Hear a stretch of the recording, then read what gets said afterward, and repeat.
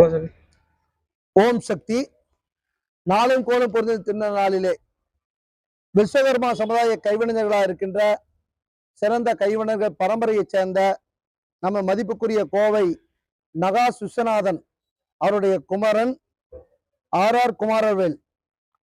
குமாரவேல் என்பவர் இங்கே சிறப்பாக ஆரா ஜுவல்ஸ் என்ற ஒரு கலை பொக்கிஷம் நிறைந்த ஒரு நகைக்கடையை திறந்துள்ளார்.